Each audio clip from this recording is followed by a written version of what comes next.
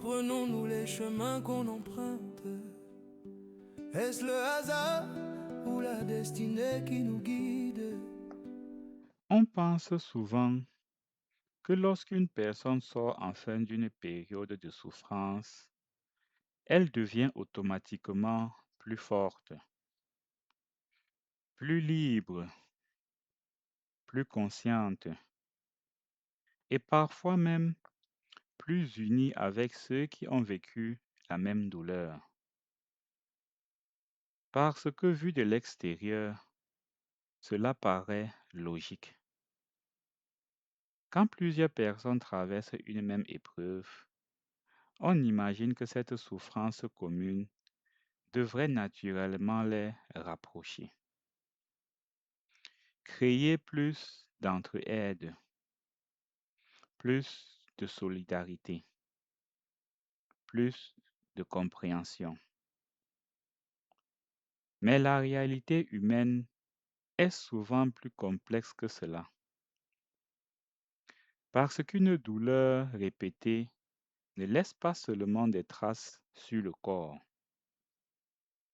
elle finit aussi par laisser des traces dans l'esprit. Et c'est peut-être cela que beaucoup de personnes ont du mal à comprendre. La souffrance peut endurcir quelqu'un, mais elle peut aussi programmer la peur. Une peur silencieuse, profonde, invisible parfois. Une peur qui continue d'exister même lorsque les chaînes ont disparu. Et c'est là qu'une question difficile apparaît. Pourquoi certaines personnes, après avoir connu la domination, semblent parfois continuer inconsciemment à craindre ou à valoriser ce qui leur faisait peur autrefois? Pourquoi certaines douleurs continuent-elles de contrôler les comportements longtemps après la fin de l'oppression? Il est très facile pour quelqu'un qui n'a jamais vécu certaines souffrances de juger de loin, de dire moi, j'aurais fait autrement. Ils devraient être plus unis.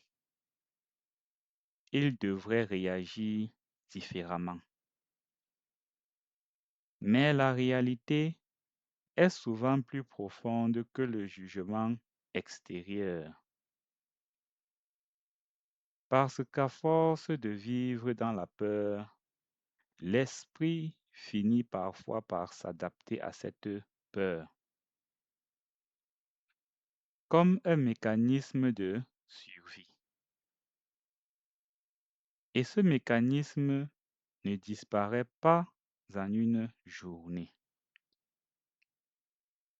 Quand pendant longtemps, désobéir signifiait souffrir, quand pendant longtemps, prendre certaines libertés signifiait être puni, alors une partie de cette peur finit par s'installer profondément dans l'esprit,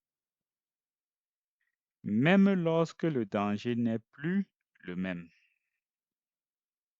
Et c'est cela qui est difficile, parce qu'une personne peut comprendre intellectuellement que certaines choses ont changé, mais émotionnellement continue à porter une ancienne peur. Alors parfois, elles agissent contre ses propres intérêts.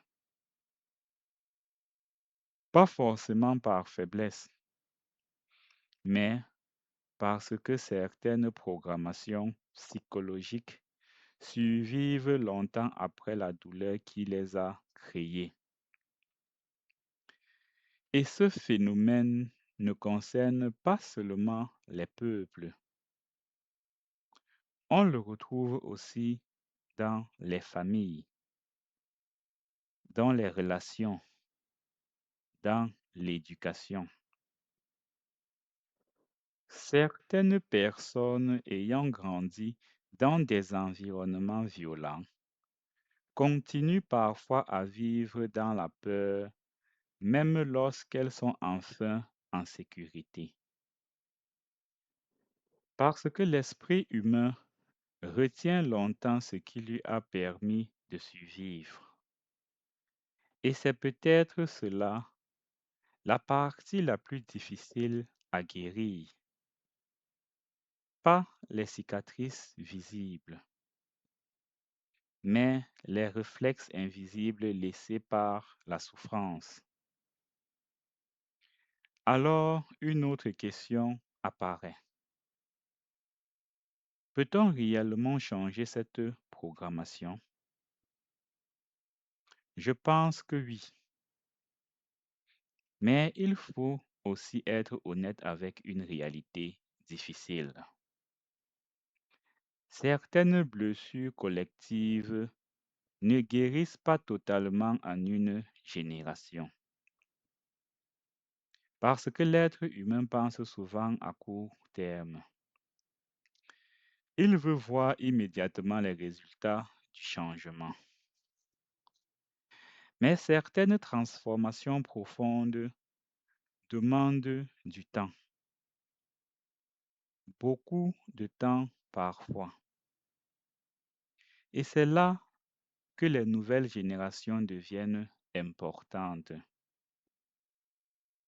Parce que éduquer un enfant, ce n'est pas seulement lui apprendre à lire ou à travailler.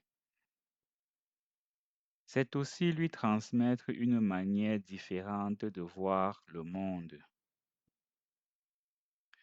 une manière différente de se voir lui-même.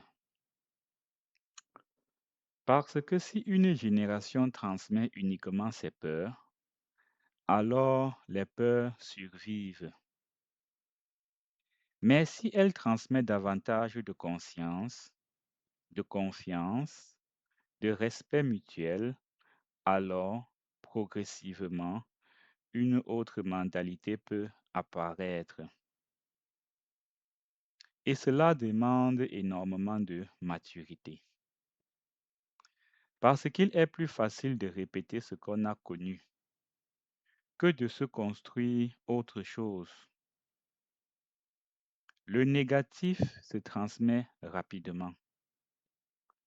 Le positif demande souvent plus d'efforts,